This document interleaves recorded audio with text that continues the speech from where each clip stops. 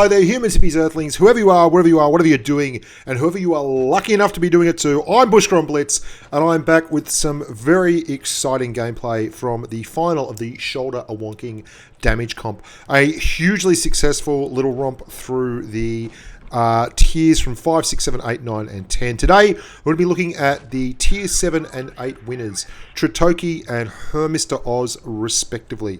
Tritoke with a huge game in the SU 122-44, and HerrMroz in the T44 on Castilla.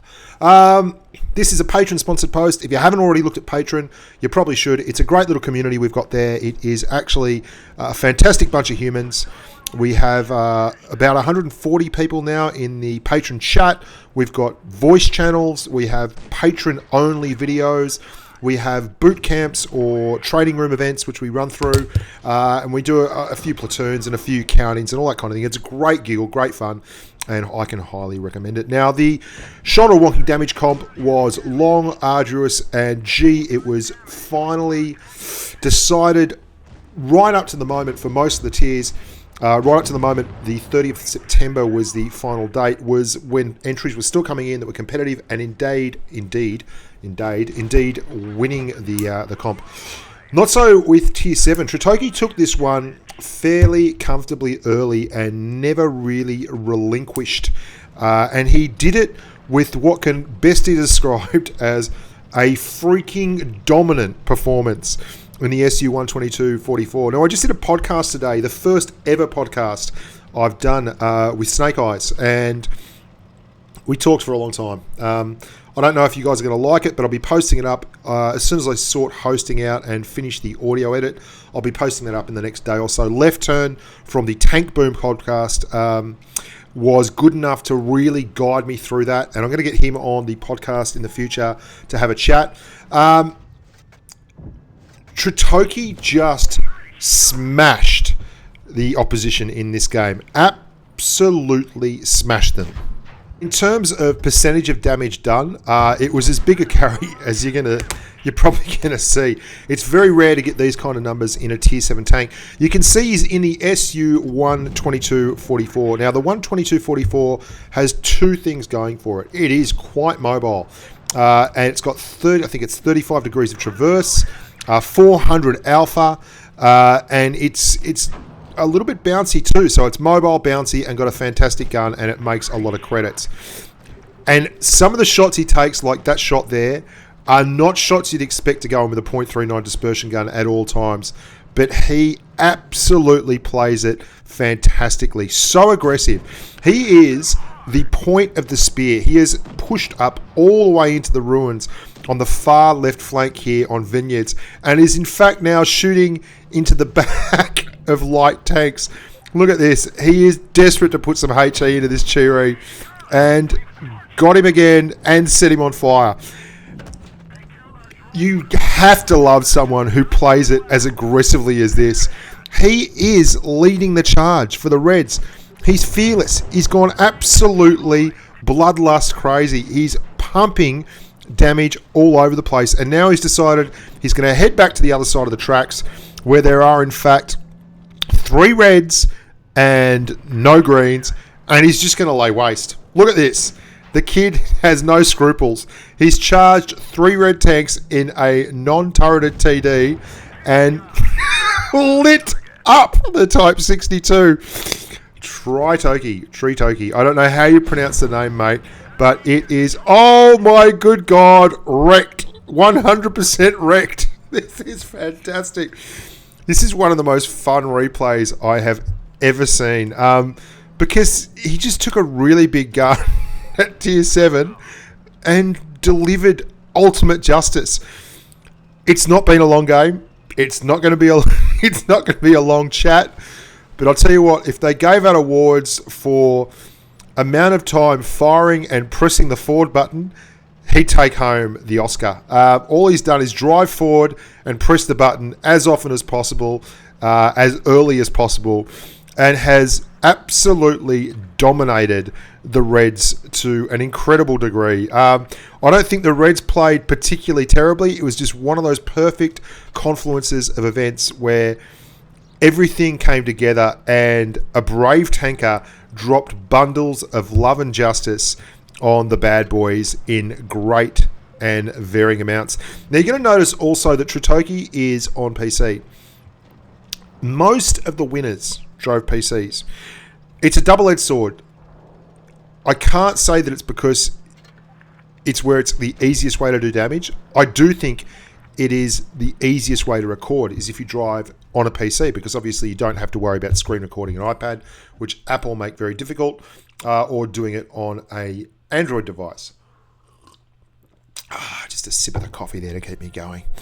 There you go, 4,975 damage. No one else on the team even got to 1,000, and he absolutely did the business. Something to bear in mind, I think it's easy to record there, but it's also seems to have more players involved who played PC versions of World of Tanks and have then just carried that across very naturally using the PC controls on World of Tanks Blitz, which means that they are quite capable and comfortable players and have been playing for a long time and are thus probably a little bit more experienced than the most players. They also tend to be older in age bracket because they have PCs. They don't have mobile devices, obviously. And HerrMroz is in the T44 on Castile. Now, I've had to mute the vocal here because it's actually recorded him and his good mate having a chat, his platoon partner, which is a bit unfortunate because it means you're going to have to just listen to the dulcet tones of yours truly while I go through the ins and outs of a very, very tight match. Now, something to take note of here, this is a tier 9 match. That's a 54. Now, he's got the stock peanut turret, not the good turret, and obviously a very, very tough pen, but you can see there one gets in. Now, this is an interesting turn of events because they've got a 54, an ST1, and a waffle tractor in tier 9. And they do have some very decent guns outside of that. The rest of the team is moving down to the left.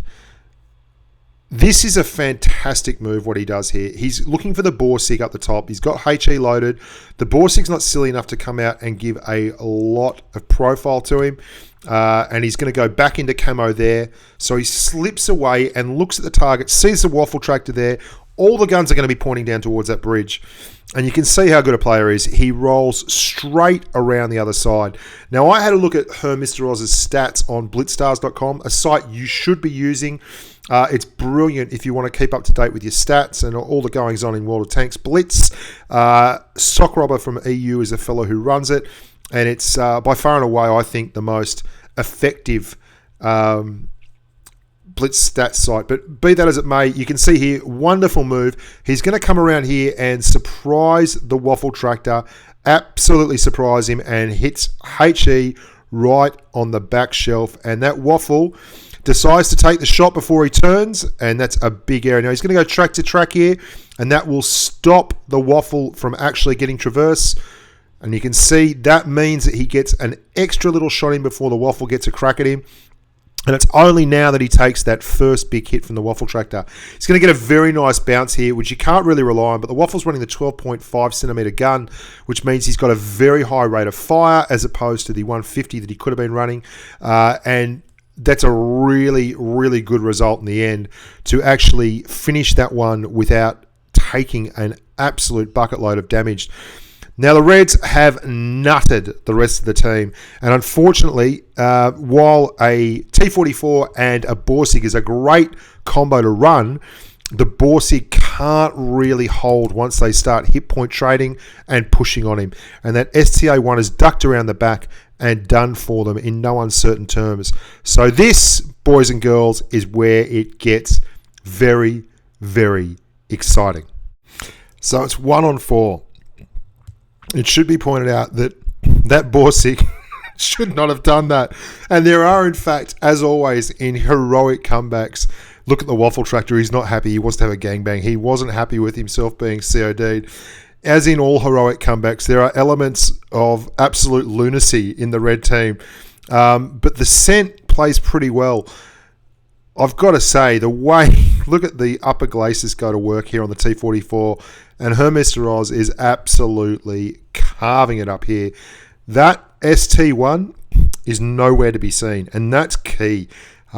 He's giving HerrMroz time to actually sort himself out here. And I think I said STA1 before. I meant ST1, obviously. HerrMroz has seen that there's now two guys there, and he's moved onwards. He's left the scent on a one-shot, which is important because it's going to mean that the scent isn't too keen to push up, and he's going to try and let the ST1 do the heavy lifting. And the ST1 is not great. He's not really doing what you'd want to do in a heavy tank with a big rubbish gun that can't really have a lot. Oh, God.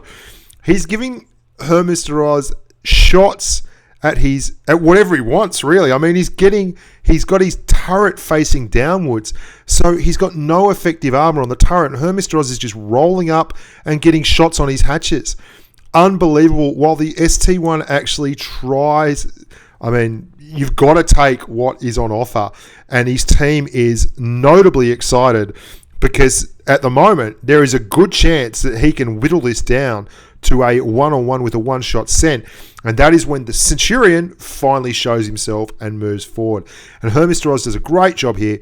I got to say, the auto-aim on the PC version does seem to be better than the auto-aim on the World of Tanks Blitz version. But be that as it may, that is still an excellent read of the game. And this is also an excellent read. Makes very good time reversing and doesn't, as I've so often done in the past, reversed into the tank that he just killed and gets stuck there in front of a big, heavy behemoth. In fact, rather than keeping on reversing, he does the right thing and turn around and starts going forward, which means that he can get out of there a lot quicker in case this happens.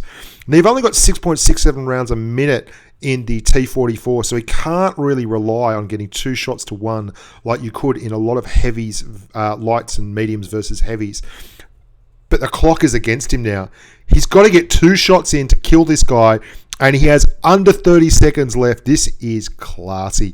Look at this, boys and girls. This is how you debate. Rolling out, just looking for that shot right through the hatch. That is absolutely phenomenal. And he's only got 10 seconds left. He's got one shot to do. How about them apples? That is insane. What a shot to get the win. What a massive effort, and what a thoroughly deserving winner of the Tier 8 Shoulder a Wonking Award. 5,579 damage. All the bling you could get. More than a Harlem Pimp. It looks absolutely insane. 1,782 XP. A big time carry at Tier 9, no doubt. What else can you say? Superb effort, very much deserved. And I should point out that HerrMroz also picked up the Tier 9 version of the Shoulder a Wonking damage comp with an equally ludicrous game in a Leopard PTA that we will be reviewing in no uncertain terms in the very, very near future. So that's it from me, boys and girls. I hope you enjoyed that. That was excellent, excellent gameplay. Really, really impressed with it. Both games had something to recommend them. I enjoyed the first one tremendously just because there was a sense of absolutely joyful abandon where no spiders were fornicated upon, as the Corn Cartel would say, and no cares were given. It was just drive forward and smash. And that one was absolutely spectacular in both the terms of the damage and the calm and cool demeanor under pressure, and the tactics as well, because he leveraged his entire team, went the flank, through the cap circle, nutted their T9 waffle tractor, who was not happy and got caught out of position, and then proceeded to slowly whittle away the rest of the boys and girls. Of course, some good things had to happen. The ST1 had to play like a potato for a short wee while there, made a couple of mistakes, probably thought it was in the bag. All he had to do was hit the guy, but you know, that's why they play the games. You've got to finish it, you've got to do the business, and you've got to get it through to the end. Anyway, I'm Bushka on Blitz. Thank you so much for watching. As always, look after your family, stay safe on the battlefield, and bye for now.